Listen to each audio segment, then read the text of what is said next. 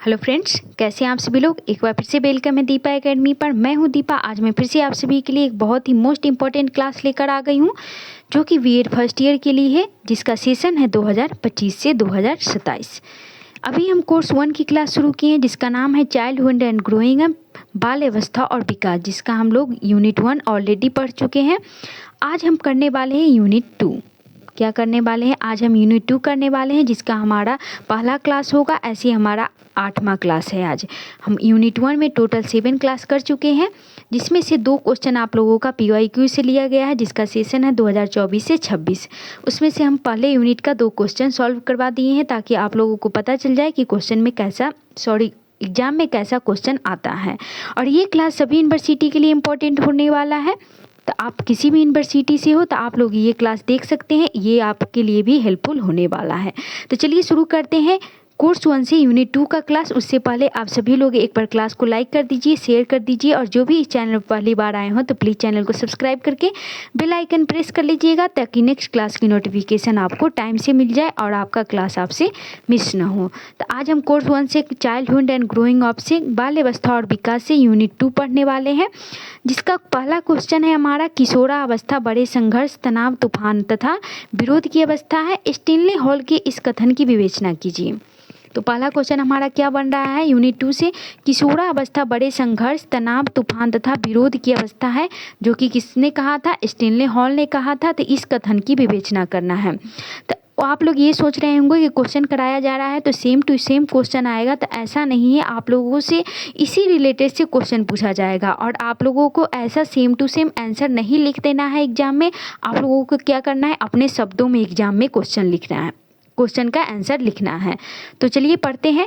Stanley hall के बड़े संघर्ष, किशोरावस्था के बड़े संघर्ष, तनाव, तूफान तथा विरोध की अवस्था, इस कथन को हम पढ़ते हैं। क्या कहा है स्टेनले हॉल ने? तो परिचय क्या लिखेंगे हम लोग? सबसे पहले पढ़ेंगे परिचय पढ़ेंगे, जो कि आप लोगों को एग्जाम में भी सबसे पहले क्या करना है? परिचय लिखना है। तो यहाँ पे क्या है परिचय में? मानव जीवन की यात्रा को सामान्यतः विभिन्न चरणों में बांटा गया है। बिल्कुल सही बात है। आप लोगों ने यूनिट 1 में संज्ञानात्मक विकास पढ़ा होगा। उसमें क्या किया है? जीन पियाजे ने मानव को क्या किया है? मानव यात्रा को क्या किया? उन्होंने 4 स्टेज में बांटा है। और एरिक एरिक्सन ने क्या किया है? जन्म से लेकर बुढ़ापे तक को क्या किया है? उन्होंने 8 अवस्था में बांटा है। तो सभी मनोवैज्ञानिक ने क्या किया? अपने तरीके से जीवन के चरणों को बांटा है, कई भागों में बांटा है, जिसमें है शैशवावस्था, किशोरावस्था, बाल्यावस्था, किशोरावस्था, यौवनावस्था, प्रौढ़ावस्था और वार्धक्यावस्था, यानी कि बुढ़ापा, जो कि 60+ के आता है। इनमें क्या होता है? किशोरावस्था सबसे महत्वपूर्ण और संवेदनशील अवस्था मानी जाती है। इन्होंने क्या बोला है? इसको सभी अवस्थाओं में, जिसमें है शैशवावस्था, बाल्यावस्था, किशोरावस्था, यौवनावस्था, प्रौढ़ावस्था और वृद्धावस्था, इसमें से सभी में से इन्होंने क्या माना है? किशोरावस्था को महत्वपूर्ण और संवेदनशील अवस्था मानी जाती है। इस अवस्था में बालक बालिका को शारीरिक, मानसिक, सामाजिक एवं भावनात्मक रूप से तीव्र परिवर्तन से गुजरती हैं। यही कारण है कि अमेरिकी मनोवैज्ञानिक जी स्टेनले हॉल ने इसे संघर्ष, तनाव, तूफान एवं विरोध की अवस्था कहा है। इसमें क्या होता है? बालक बालिकों को क्या होता है? शारीरिक परिवर्तन होते रहते हैं। शारीरिक परिवर्तन से उन पर क्या होता है? मानसिक दबाव होता है। उन्हें समझ में नहीं आता है क्या हो रहा है, नहीं हो रहा है। इससे क्या होता है?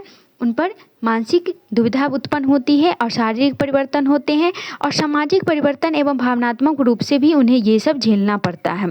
और सही से अभी हमारे सोसाइटी में या हमारे स्कूल में ऐसा कुछ भी नहीं है कि इन सभी चीज़ों को अच्छे से पढ़ाया, बच्चों को पहले से अवेयरनेस कराया जाए। तो इससे क्या होता है? उनके अंदर संघर्ष, तनाव, तूफान एवं विरोध की अवस्था कहा जाता है। आगे क्या है? किशोर एक और बचपन को पीछे छोड़ते हैं, दूसरी ओर वयस्कता की ओर अग्रसर होते हैं। इसमें क्या होता है? किशोर अपने बचपन को पीछे छोड़ता है, क्योंकि बाल्यावस्था से वो किशोरावस्था में जाता है, तो बचपन को पीछे छोड़ता है, और दूसरी ओर वयस्कता की ओर अग्रसर होता है। इस संक्रमण काल में उनमें अस्थिरता, विद्रोह, असुरक्षा, जिज्ञासा और स्वतंत्रता की तीव्र चाह देखने को मिलती है। नेक्स्ट देखते हैं क्या लिखा हुआ है। अब हम परिभाषा पढ़ते हैं। परिभाषा में सबसे पहले हम स्टेनले हॉल ने क्या कहा था उसे पढ़ते हैं। किशोरावस्था वह अवस्था है जिसमें बालक तूफान, तनाव, असंतोष, विद्रोह और संघर्ष से गुजरते हुए अपने व्यक्तित्व का निर्माण करते हैं। इसमें क्या करते हैं कि स्टेनले हॉल के अनुसार किशोरावस्था वह अवस्था है जिसमें बालक तूफान, तनाव, असंतोष, विद्रोह और संघर्ष से गुजरते हुए अपने व्यक्तित्व का निर्माण करते हैं। दूसरा है कोलमैन ने क्या कहा है, किशोरावस्था बाल अवस्था और प्रौढ़ावस्था के बीच की अवस्था है। इसमें क्या है, किशोरावस्था बाल अवस्था और प्रौढ़ावस्था के बीच की अवस्था है, क्योंकि बाल अवस्था से किशोरावस्था में, किशोरावस्था से प्रौढ़ावस्था में, तो बाल अवस्था और प्रौढ़ावस्था के बीच में क्या आता है, किशोरावस्था आता है। इसमें शारीरिक, मानसिक और सामाजिक परिवर्तन तीव्र गति से होते हैं। इसमें क्या होता है, शारीरिक, मानसिक और सामाजिक परिवर्तन तीव्र गति से होते हैं। नेक्स्ट देखते हैं। नेक्स्ट है ड्रेवन के अनुसार किशोरावस्था जीवन का क्या है, संक्रमण काल है जिसमें व्यक्ति न तो पूर्णतः बच्चा होता है और न ही पूर्ण वयस्क। बिल्कुल सही बात है। बाल अवस्था से वयस्कता में जाता है। इसमें क्या होता है, पेरेंट्स जो होते हैं, माता पिता, शिक्षक जो होते हैं, इस एज में क्या करते हैं, इन्हें बच्चा मानते हैं, और बच्चा जो होता है ये खुद को क्या मानते हैं, वयस्क मानते हैं। तो इनसे क्या होता है, यह न तो पूर्णतः बच्चे होते हैं न तो पूर्णतः वयस्क होते हैं। इसी से इनको क्या होता है, मतभेद यानी कि विरोध का भी सामना करना पड़ता है। तीसरा पॉइंट क्या है, किशोरावस्था की मुख्य विशेषता। अब हम इसकी मुख्य विशेषता को पढ़ते हैं। स्टेनले हॉल के अनुसार किशोरावस्था की पहचान इन बिंदुओं से होती है। किन बिंदुओं से, तो पहला है शारीरिक तीव्र परिवर्तन। इसमें क्या होता है, शरीर की लंबाई, वजन, आवाज़, हार्मोन परिवर्तन, यौन परिपक्वता। इसमें क्या होता है, शरीर की लंबाई बढ़ती है, वजन बढ़ता है, आवाज़ बढ़ती है, लड़कों की आवाज़ में भारीपन आता है, लड़कियों की आवाज़ में मधुरता आती है, हार्मोन चेंज होता है, यौन परिपक्वता आती है। नेक्स्ट देखते हैं। आगे है मूल्यों का टकराव। परंपरागत मूल्य बनाम आधुनिक विचार। क्या होता है, ये बच्चे जो होते हैं वो आधुनिक विचार के साथ जाते हैं और इनके परंपरागत मूल्य होता है जो कि इनकी फैमिली की तरफ से, इनके शिक्षकों के बीच में होता है। तो इन दोनों के बीच क्या होता है, मूल्यों का टकराव होता है। पांचवा है सामाजिक संघर्ष, समूह में पहचान बनाने की कोशिश। इसमें क्या करता है, बच्चा अपना एम सेट करता है, उन्हें क्या करना है अपने भविष्य में, तो अपनी पहचान किस रूप में बनाना है, तो इसके बीच में भी उनका क्या होता है, सामाजिक संघर्ष होता है। छठा पॉइंट है आदर्शवाद और स्वप्नशीलता। किशोर भविष्य के लिए आदर्श करता है और बड़ी बड़ी योजनाएं बनाता है। क्या करता है, इसमें बच्चे अपनी आइडियल चुनता है, उसके तरह बनने की कोशिश करता है और बड़ी बड़ी क्या करता है, योजनाएं बनाता है, अपने भविष्य के फ्यूचर को लेकर क्या करता है, अपनी प्लानिंग को सेट करता है। चौथा पॉइंट क्या है, पढ़ेंगे हम संघर्ष, तनाव, तूफान और विरोध की विवेचना। अब हम संघर्ष, तनाव, तूफान और विरोध की विवेचना को पढ़ते हैं। तो पहला पॉइंट है हमारा संघर्ष की अवस्था। किशोर अपने भीतर क्या करता है, द्वंद्व महसूस करता है, बचपन की निर्भरता और वयस्कता स्वतंत्र के बीच। क्या होता है, इसमें बच्चा इससे पहले बाल्यावस्था में होता है, तो बाल्यावस्था में निर्भर रहता है अपने माता पिता पर, अपने शिक्षक पर। जैसे ही वो वयस्क में जाता है तो क्या करता है, वो स्वतंत्र होना चाहता है, स्वतंत्र रूप से सब कुछ करना चाहता है। ज़्यादातर रोक टोक वो पसंद नहीं करता है। प्लीज़ सभी लोग एक बार क्लास को शेयर कर दीजिएगा। जो भी चैनल पर पहली बार आए हो तो प्लीज़ चैनल को सब्सक्राइब कर लीजिएगा और बेल आइकन प्रेस जरूर कर लीजिएगा। आगे हम पढ़ते हैं पारिवारिक परंपराएं और आधुनिक आकांक्षाएं टकराती है। क्या होता है, पारिवारिक परंपराएं और आधुनिक आकांक्षाएं टकराती हैं। ये आधुनिक तौर से सोचते हैं, इनके घर वाले क्या होते हैं, पारंपरिक तरीके से सोचते हैं। तो इन दोनों में क्या होता है, इनकी सोच में टकराव होता है और फिर विरोध करते हैं, संघर्ष होता है इन दोनों के बीच। शिक्षा, करियर, मित्रता और प्रेम के क्षेत्र में कई संघर्ष उपस्थित होते हैं। क्या होता है, शिक्षा, इनको करियर को भी चुनना पड़ता है। शिक्षा अगर उचित होगा तभी इनका करियर अच्छे से हो पाएगा। मित्रता भी चुनना पड़ता है, अगर अच्छे दोस्त बनेंगे तभी उनके शिक्षा और करियर अच्छा बन पाएगा। तो अगर उन्होंने अच्छे दोस्त का चुनाव नहीं किया तो यहाँ से वो लोग क्या कर सकते हैं, गलत मार्गदर्शन होने पर गलत दिशा में भी जा सकते हैं। प्रेम संबंध भी इनके अंदर आने लगता है। तो इन सभी क्षेत्र में क्या होता है, संघर्ष उपस्थित होने लगता है। नेक्स्ट देखते हैं तनाव की अवस्था। दूसरा क्या है, तनाव की अवस्था। हार्मोन परिवर्तन, मानसिक दबाव बढ़ता है। क्या होता है, हार्मोन चेंज होता है और इनको अच्छे से इनकी अवेयरनेस होती नहीं है, स्कूल में भी नहीं सिखाया जाता है। और भारत में क्या होता है, फैमिली भी इतने अच्छे और पढ़े लिखे नहीं होते हैं जो इनको अच्छे से इन सभी चीज़ों के बारे में बताया जाए। तो इनके अंदर क्या होता है, मानसिक दबाव बढ़ता है। लड़कियों को तो फिर भी वो अपनी मम्मी और अपनी बड़ी बहन के साथ बात कर लेते हैं, लड़कों के साथ ज़्यादा प्रॉब्लम हो जाती है क्योंकि अपने पिता से इस बारे में बात नहीं कर सकते और ना ही बड़े भाइयों के साथ कर सकते हैं। दोस्त यार से ये सब चीज़ों के बारे में बात करते हैं, लेकिन उनको क्या होता है, वहाँ से सही जानकारी नहीं मिल पाता है क्योंकि उनके दोस्त भी इसी प्रॉब्लम से गुजर रहे होते हैं। नेक्स्ट देखते हैं, पढ़ाई का बोझ होता है, प्रतिस्पर्धा और भविष्य की चिंता तनाव को गहरा करते हैं। क्या होता है, पढ़ाई का भी बोझ होता है, प्रतिस्पर्धा भी होता है और भविष्य की चिंता भी होती है, तो तनाव को क्या करता है, गहरा कर देता है। असफलता, अस्वीकार या माता पिता की कठोर अपेक्षाएं भी तनाव उत्पन्न करती है। नेक्स्ट देखते हैं, तूफान की अवस्था। भावनाएं तीव्र और असंतुलित होती हैं। गुस्सा, विद्रोह, आक्रोश, उत्तेजना और आवेग अधिक दिखाई देते हैं। कभी अत्यधिक उत्साह तो कभी अवसाद, यानी कि मूड स्विंग होते रहते हैं। इसमें उनका मन बदलता रहता है। घा है विरोध की अवस्था। माता पिता और शिक्षकों के निर्देशों का विरोध करना, क्योंकि वे पारंपरिक रूप से बताते हैं और इनका सोच आधुनिक होता है। और इस एज में क्या होता है, बच्चे सामाजिक दायरों को, बनाए हुए दायरों को नहीं मानता है। ये इनकी जो सोच होता है, खुद पर वे सोचते हैं, इनके अंदर क्रिटिकल थिंकिंग आ जाती है। वो किसी भी चीज़ को, अगर उनके समाज द्वारा, इन शिक्षकों द्वारा, उनके माता पिताओं के द्वारा अगर किसी भी चीज़ को बताया जाता है तो ये क्या करते हैं, खुद से उसके बारे में सोचते हैं। अगर उनको लगता है कि ये चीज़ गलत है तो फिर इस चीज़ का विरोध करना शुरू कर देते हैं। परंपरागत मान्यताओं को असहमति, वो क्या करते हैं, परंपरागत मान्यताओं को असहमति करते हैं। नई पीढ़ी अपने आदर्श और मूल्य को स्वयं गढ़ना चाहते हैं।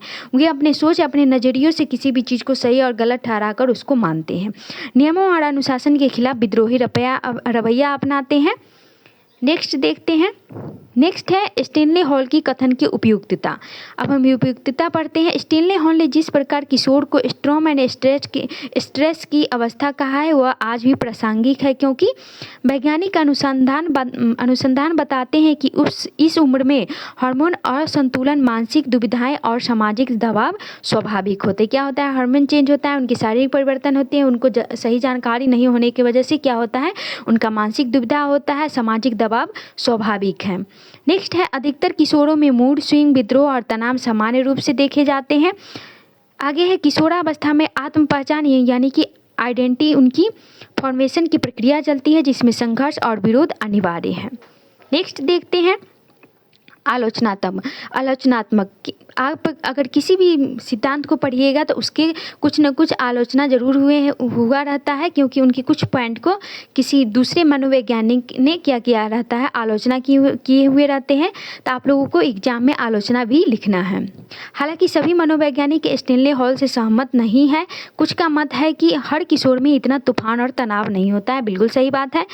उचित पारिवारिक वातावरण, सहयोगी मित्रता और सकारात्मक शिक्षा से किशोरावस्था शांतिपूर्ण भी हो सकती है। बिल्कुल सही है, क्योंकि अगर हर चीज़ बच्चे का हर चीज़ किस पे डिपेंड करता है, या तो उनकी हेरिडेटरी यानी या फिर उनके इन्वायरमेंट पर। हेरिडेटरी अलग होती है, इन्वायरमेंट पर का ज़्यादा असर होता है। हेरिडेटरी से भी ज़्यादा असर किसका होता है, उनके वातावरण का होता है, क्योंकि बच्चा अपने इन्वायरमेंट यानी कि अपने वातावरण के ही अनुकरण करके कुछ सीखता है। अगर उनके वातावरण, पारिवारिक वातावरण, सहयोगी मित्रता और सकारात्मक शिक्षा किशोरावस्था में क्या होता है, तो उनको किशोरावस्था को शांतिपूर्ण हो सकता है। उनके हार्मोन चेंजिंग को क्या करें, उनको अवेयरनेस कराया जाए, ऐसा क्यों होता है, उनको सही तरीके से जानकारी दी जाए, उनको मन में जो उठ रहे विरोध है, उनकी तूफान है, संघर्ष है, इनको कम किया जाए, उनको सही जानकारी मिले, तो क्या हो सकता है, किशोरावस्था शांतिपूर्ण भी हो सकती है। आगे है, भारतीय परिवार प्रणाली में सामूहिक संस्कृति किशोरों के संघर्ष को कम करती है। नेक्स्ट है, आधुनिक मनोवैज्ञानिक किशोरावस्था को विकास और अवसर की अवस्था भी मानते हैं, न कि केवल संकट को। क्या है, आधुनिक मनोवैज्ञानिक किशोरावस्था को विकास और अवसर की अवस्था भी मानते हैं, न कि केवल संकट को। ऐसा नहीं है कि केवल संकट ही, यहाँ पे विकास भी होता है, अवसर भी, बहुत सारे अवसर भी मिलते हैं। नेक्स्ट देखते हैं, अब हम पढ़ते हैं इसके समाज उपयोगी सुझाव। शिक्षण और समाज उपयोगी सुझाव। माता पिता, पहला है माता पिता, प्रेम, सहयोग और संवाद का वातावरण दे। माता पिता क्या करे, किशोरावस्था में प्रेम, सहयोग और संवाद का वातावरण दे। दूसरा है शिक्षक, किशोरी की जिज्ञासाओं को समाधान करे और सही दिशा दिखलाए। तीसरा है समाज, सुरक्षित वातावरण दे, सकारात्मक गतिविधियों और कैरियर परामर्श उपलब्ध कराए। चौथा है स्वयं किशोर। स्वयं किशोर क्या करेगा? आत्म अनुशासन, धैर्य और सकारात्मक सोच विकास करे। नेक्स्ट देखते हैं, अब हम पढ़ने वाले हैं इसका निष्कर्ष। तो क्लास कैसा लगा आप लोग ज़रूर फीडबैक में दीजिएगा, और साथ में आप लोगों को क्या कीजिएगा कि इसी वीडियो के डिस्क्रिप्शन बॉक्स में टेलीग्राम का लिंक है, तो वहाँ भी आप लोग क्लिक करके फॉलो कर लीजिएगा, क्योंकि PDF कैसे मिलेगा, कहाँ मिलेगा, तो ये सभी जानकारी आप लोगों को वहीं पे उपलब्ध होगी। तो आप लोग टेलीग्राम चैनल को फॉलो ज़रूर कर लीजिएगा, और प्लीज़ सभी लोग क्लास को छोड़ने से पहले क्लास को लाइक कर दीजिएगा और चैनल को सब्सक्राइब करके बेल आइकन प्रेस कर लीजिएगा, ताकि नेक्स्ट क्लास की नोटिफिकेशन आपको टाइम से मिल जाए। तो अब हम निष्कर्ष पढ़ते हैं, निष्कर्ष में क्या निकल के आ रहा है, और आप लोगों को एग्जाम में किसी भी क्वेश्चन में निष्कर्ष एकदम कंपल्सरी रूप से लिखना है, क्योंकि अगर आप ऐसा नहीं करते हैं तो आपके 5 से 10 नंबर कटने का चांस है। तो निष्कर्ष में क्या है? किशोरावस्था जीवन का संक्रमण काल है, जिसमें शारीरिक, मानसिक और भावनात्मक और सामाजिक परिवर्तन तीव्र गति से होते हैं। स्टेनले हॉल ने इसे संघर्ष, तनाव, तूफान और विरोध की अवस्था कहकर इसके वास्तविक स्वरूप को स्पष्ट किया है। यद्यपि सभी किशोर इतने तीव्र संकट से नहीं गुजरते, फिर भी सामान्य रूप से यह अवस्था अस्थिरता और द्वंद से भरी होती है। बिल्कुल सही बात है। आप लोग सुने होइएगा, किसी भी क्रिमिनल का आप लोग अगर बैकग्राउंड चेंज कीजिएगा तो पता चलेगा वो किशोरावस्था से ही ऐसे काम करना शुरू कर दिया था, जबकि वो क्या थे, नाबालिग थे तभी से।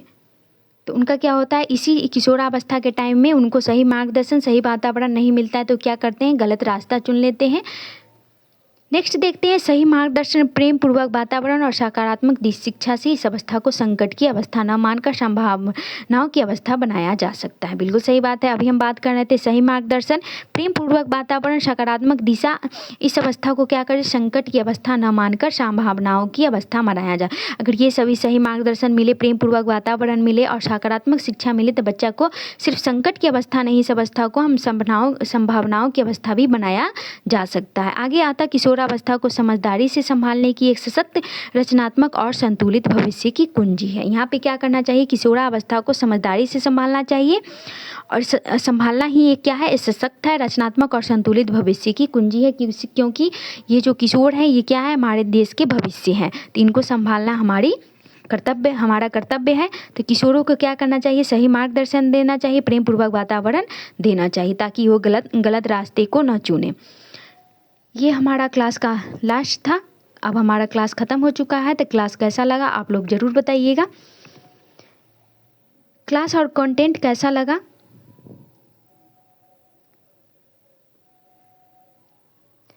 और कंटेंट, इसका फीडबैक आप लोग ज़रूर दीजिएगा, क्योंकि फीडबैक बहुत इंपॉर्टेंट होता है। क्लास और कंटेंट अच्छा लगे तो लाइक कीजिए, शेयर कीजिए, और साथ में जो भी इस चैनल पर पहली बार आए हो तो प्लीज़ चैनल को सब्सक्राइब कर लीजिएगा, और फीडबैक ज़रूर दीजिएगा, क्योंकि फीडबैक मेरे लिए बहुत ही इंपॉर्टेंट है। अगर आप लोग अच्छे फीडबैक देते हैं तो मोटिवेशन मिलता है आप लोगों के लिए अच्छे क्लास लाने के लिए। तो कैसा लगा क्लास आप लोग ज़रूर फीडबैक में दीजिएगा। तो मिलते हैं नेक्स्ट क्लास में। जय हिंद, जय भारत।